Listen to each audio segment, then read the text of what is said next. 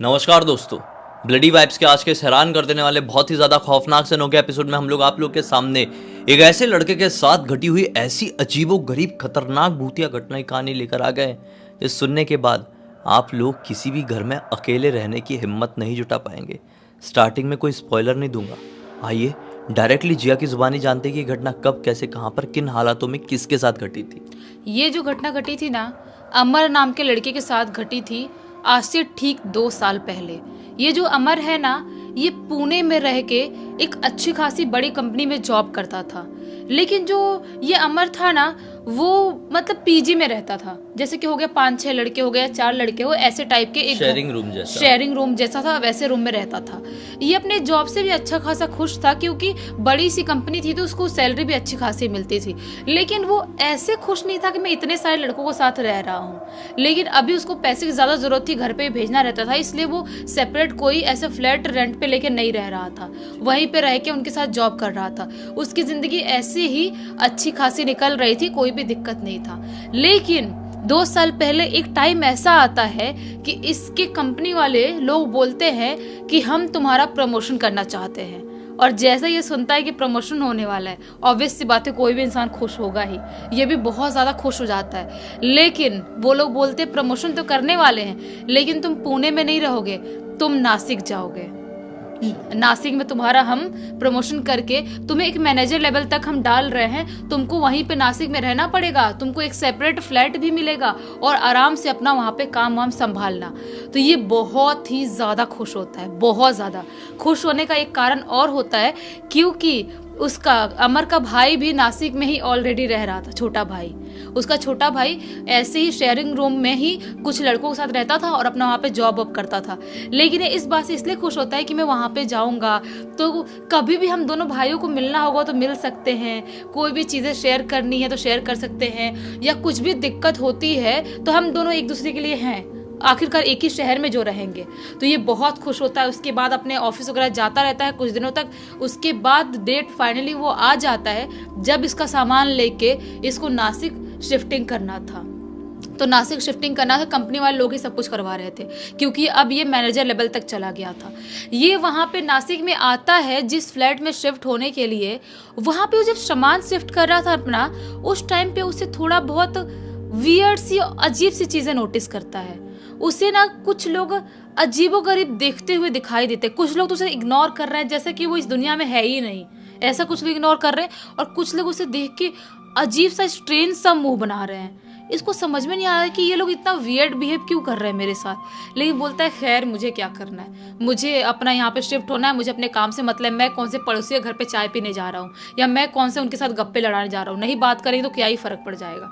इतना कुछ माइंड नहीं करता है, अपना सामान वामान सब शिफ्ट करवा लेता है। सामान वामान शिफ्ट करवाता है। उसके बाद उस रात में बहुत ही ज़्यादा थका हुआ था, उसी जो नया फ्लैट था वहीं पर रहता है। और उसके बाद उसकी रात में नींद बहुत जल्दी आ गई थी, रात पूरी निकल जाती है। उसके बाद से ना इसका कुछ महीनों तक काम पता है कैसा था, जैसा कि कुछ दिन तक नासिक में कुछ आउटडोर टाइप काम हो गया। उसकी ट्रिप रहती थी, कभी यहाँ जाना है कभी वहाँ जाना है, बहुत दूर दूर का। तो ये ज़्यादातर घर कभी आता भी था कभी नहीं भी आता था क्योंकि दूर दूर जगहों पर भी उसको भेज रहे थे। तो ऐसे करते करते पूरे 1.5 महीने बीत जाते हैं। 1.5 महीनों में ना कुछ थोड़ी बहुत चीज़ें, जब ये घर पे आता था तो कुछ अजीब नोटिस करता था। वो क्या नोटिस करता था कि मैं जब घर पे अपने चीज़ें ऐसे सेटल करके जा रहा हूँ और मैं आता हूँ तो चीज़ें वैसी नहीं रहती है। जैसे कि मान लो फ्रिज में जो सामान मैंने खाने वाने का कुछ भी रखा हूँ, मैं आता हूँ तो पूरा सब सामान फ्रिज से बाहर ऐसे फेंका हुआ पड़ा हुआ है। और जो बेडरूम में मेरे कपड़े रखे हुए हैं जो अलमारी के अंदर, वो सारे कपड़े निकल के ऐसे ज़मीन पे फेंके हुए हैं या तो बेड पे फेंके हुए हैं। और जो बाहर वाले हॉल वाले एरिया है वहाँ पे पूरा सामान ऐसे ही फैला हुआ है। उससे ये चीज़ देख के एक तो गुस्सा भी बहुत आता था और सोचता था ये कैसे हो सकता है, क्योंकि कंपनी वालों ने मुझे ही चाबी दी है, किसी और के पास चाबी नहीं है। तो ये सब कुछ खुरापात आखिर करता है तो कौन करता है। ये चीज़ों को लेके बहुत कंफ्यूज रहता था। और उससे अपनी सारी चीज़ें सेटल करके रखना बहुत ज़्यादा पसंद था कि मतलब जो चीज़ जहाँ पे है वैसा ही रखना है, उसको ऐसा पसंद था। लेकिन ये सारी चीज़ें कुछ दिनों तक वो नोटिस करता है, ठीक करता है, सोचता है कि अब मैं बात करता हूँ अपनी कंपनी वालों के यहाँ फ़ोन करता है, मेल करता है, उनसे बात करता है। वो लोग बोलते नहीं, आपके अलावा हमने एचआर से बात करता है, जब बोलता है कि नहीं आपके इसके अलावा उस फ्लैट की चाबी किसी को नहीं दिया गया है, ऐसे कैसे हो सकता है, हमसे इतनी बड़ी गलती थोड़ी हो सकती है। ये सोचता अगर नहीं दिया गया है फ्लैट की चाबी तो आखिर ये सब कुछ हो कैसे रहा है। लेकिन ये सब कुछ बहुत ही कम लेवल तक हो रही थी। अभी से पता नहीं था कि मेरे साथ कुछ बहुत ही ज़्यादा बुरा होने वाला है। उसने इमेजिन तक नहीं किया था कि क्या होने वाला है, क्या होता है। ये सारी चीज़ें होते होते एक दिन की बात है, संडे का दिन था, उसकी ऑफिस से छुट्टी था। तो वो ना सोचता है कि आज मैं जाता हूँ अपने भाई से मिल के आता हूँ थोड़ा टाइम पास करके पार्टी करके जल्दी रात में घर पे आ जाऊँगा। उसके बाद जो भी ऑफिस का काम रहेगा नेक्स्ट डे से मंडे से सारी चीज़ें कर लूँगा। तो वो अपने भाई के यहाँ चला जाता है। संडे वाले दिन मॉर्निंग में 9-10 बजे करीब निकल जाता है, वहाँ पे पहुँच जाता है। वहाँ पे पहुँचता है, उसका भाई उसको देख के बहुत खुश होता है, अपने दोस्तों से जो रूममेट्स थे उनसे मिलवाता है। उसके बाद ये लोग जैसे प्लानिंग किए थे पार्टी वार्टी करने की, शाम को पार्टी वगैरह सब ऑर्गेनाइज करते हैं, पार्टी वार्टी करते हैं। मस्त मूवी लगाए हुए थे हॉलीवुड की, मस्त देख रहे थे। एंजॉय करते करते रात के 11:30-12 बजे का टाइम हो जाता है। जब इतना टाइम होता है तो अमर अपने भाई को क्या बोलता है, देख भाई अब मैं निकल रहा हूँ, क्योंकि जाऊंगा जल्दी सोऊंगा तभी तो मंडे का इतना हेडेक है, वो सब काम का भी तो रहेगा। तो उसका भाई बोलता है रुक जा ना एक दिन, क्या है छुट्टी मार लेना। बोलता है नहीं भाई, अभी इतना बड़ा प्रमोशन हुआ है, अभी भी छुट्टी मारना सही नहीं है, बाद में कभी देख लेंगे। तू भी कभी आना हमारे फ्लैट पे और अपने दोस्तों को लेके वहाँ पे भी पार्टी वार्टी करेंगे। तो उसका भाई बोलता है ठीक है भैया, वह सब बोलता है, बात करता है। उसके बाद उसके भाई के फ्लैट से निकल जाता है। वो थोड़ा दूरी पे था, 3-4 किलोमीटर इतना दूरी पे रहता था उसका भाई। वहाँ से निकल जाता है और यहाँ पे अपने घर पे आता है। अपने घर पे आता है तो क्या पाता है, सब सामान वैसे ही बिखरा हुआ है जैसा कि हमेशा होता है, कि हमेशा सब कुछ बिखरा हुआ है, आता हूँ सब कुछ समेटता हूँ। आज सोचता है भाड़ में जाए, कुछ नहीं समेटूंगा, अब मैं इसको कल ही समेटूंगा या जो करना है करूंगा। अभी मेरा बहुत दिमाग खराब है, वैसे भी बहुत ज़्यादा नींद आ रही है, खा पी लिया हूँ बहुत ज़्यादा, अब सोने ही डायरेक्ट चला जाता हूँ। वो ऐसा ही करता है, सब कुछ सामान वामान वैसे छोड़ता है, जाता है वॉशरूम में फ्रेश होता है और उसके बाद अपने बेड पे बेडरूम में जाके सोने के लिए चला जाता है। और उसको बहुत ही जल्दी नींद भी आ जाती है, सो जाता है। सो तो जाता है, तभी उसे रात के 3 बजे के आसपास कुछ बहुत अजीब सा महसूस होता है। उसे क्या महसूस होता है कि कोई आराम से मेरे बेड पे आया और आके मेरे बाजू में सो। और जैसे उसे ये महसूस होता है वो अंदर से बिल्कुल कांप जाता है। वो समझ नहीं पाता है कि मेरे रूम में मेरे बेड पे कोई कैसे आके सो सकता है। और लिटरली जो सोया था उसके सांस की जोर जोर से आवाज़ उसे महसूस हो रही थी, ऐसी आवाज़ महसूस हो रही थी। वो अब बहुत ज़्यादा घबरा चुका था, वो इतना ज़्यादा घबरा गया था, जो कंबल उसके यहाँ तक था उसको ऐसे झटके में ऊपर करता है धीरे से, और ऐसे ऊपर करके अपने आप को छुपा के सोने की कोशिश करने लगता है। यानी आँख नहीं खोला? नहीं, आँख नहीं खोला था वो। उसको ऐसा लग रहा था मैं आँख बंद करके रखूँगा तो शायद ये सारी चीज़ों से मैं बच जाऊँगा।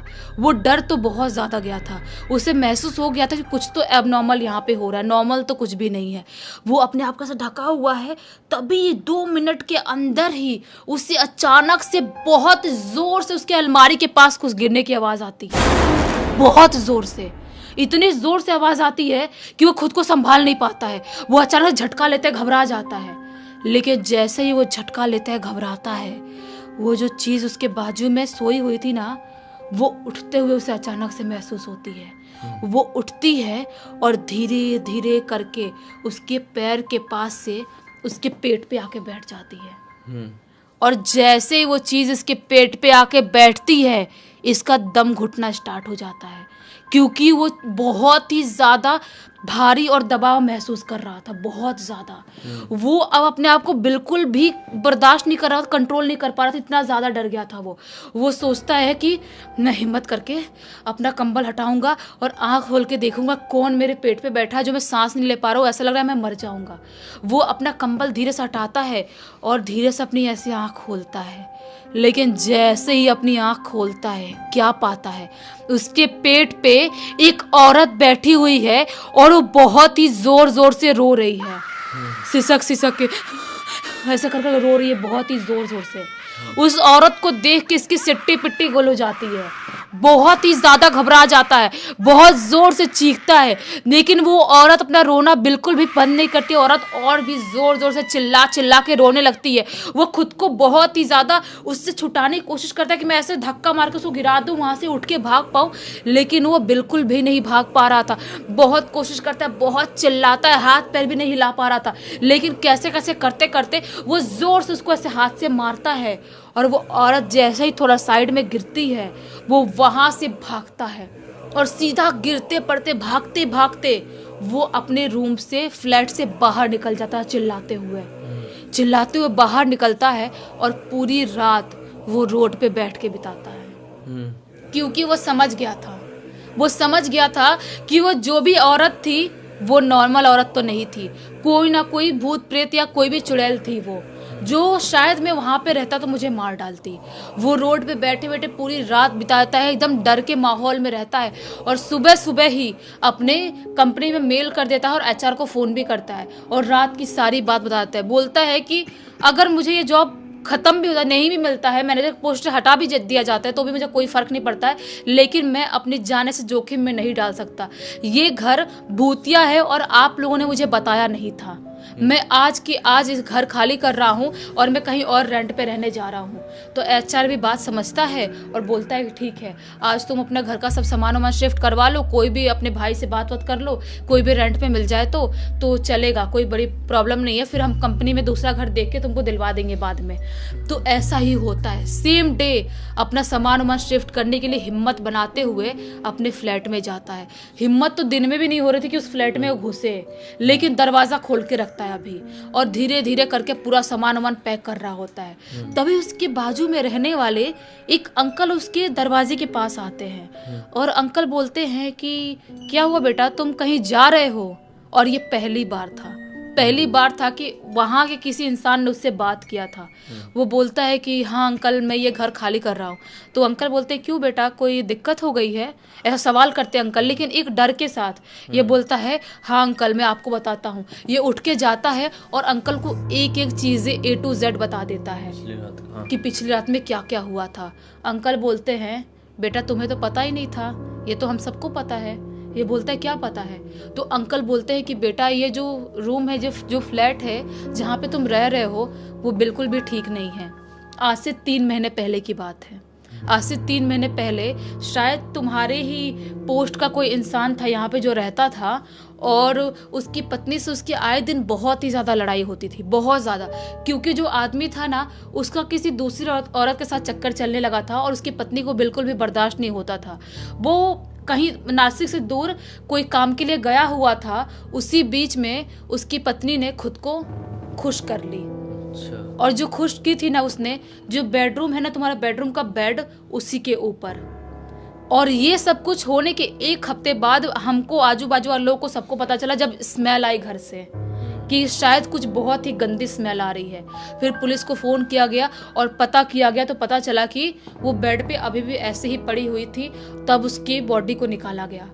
तब से इस घर से अजीबोगरीब रात के टाइम में रोने की आवाज़ सुनाई देती थी, बहुत ही ज़ोर ज़ोर से, जैसे कोई बहुत दर्द में रो रहा है। और उसका पति जो था, उसके बारे में पता चलता है तो उसको ले जाया जाता है पुलिस के द्वारा, और जो भी चीज़ें होती है वो तो होती है बाद में। वो ये घर खाली कर देता है। उसके बाद इस घर में कोई भी नहीं आया था और तुम पहले हो जो उसके बाद, उस कांड के बाद यहाँ पे आए थे, और देखो अब तुम भी इतनी जल्दी खाली कर रहे हो। बाप रे, बहुत खतरनाक था। और इस घटना की जानकारी हमें खुद जिसके साथ ये घटना घटी है उसी के भाई से पता चली, जो कि नासिक में ही रहता था, जिसका नाम था अरुण। उसने लिखा और बताया कि भाई पूरी दुनिया को बताइए, बस मेरे भाई का असली नाम थोड़ा सा रिवील मत करना। बहुत स्कैरी घटना थी भाई, बहुत स्कैरी। और इस घटना से भी हमें सीख मिलती है कि भाई अगर आपके घर में ऐसी चीज़ें हो रही है जो कि एबनॉर्मल समझ में आ रही है तो उसको हल्के में ना ले, उसको ऐसे इग्नोर मत करें। अगर कुछ समझ में आ रहा है कि ये तो हमने किया ही नहीं है फिर भी हुआ है और हम अकेले हैं घर पे कोई आया नहीं है, तो तुरंत उसमें एक्शन ले। ये कुछ भी हो सकता है भाई, आजकल की दुनिया में तो कहीं पे भी कैसी भी घटनाएं घट सकती है। खैर इसी एक नोट के साथ इस कहानी का अंत करते हैं। अब तक इस वीडियो को देखे हैं तो लाइक जरूर कर देना, चैनल को सब्सक्राइब करके बेल आइकन दबा के ऑल के ऑप्शन में क्लिक करना है, क्योंकि इस तरह के हैरान कर देने वाले खौफनाक वीडियोस डेली आप लोगों के सामने लेके आते रहते हैं। इंस्टाग्राम की लिंक इस वीडियो के डिस्क्रिप्शन बॉक्स में मिल जाएगी, क्लिक करके डायरेक्टली वहां पर पहुंच जाना। इसी तरह की कोई भी कहानी, टॉपिक या जानकारी आप लोगों के पास भी है तो लिख भेजना, हो सकता है हमारा अगला वीडियो कल आप लोग के हिसाब से ही बन रहा हो। तो चलिए कल फिर से मिलते हैं, तब तक के लिए बहुत बहुत धन्यवाद। आपका दिन शुभ हो।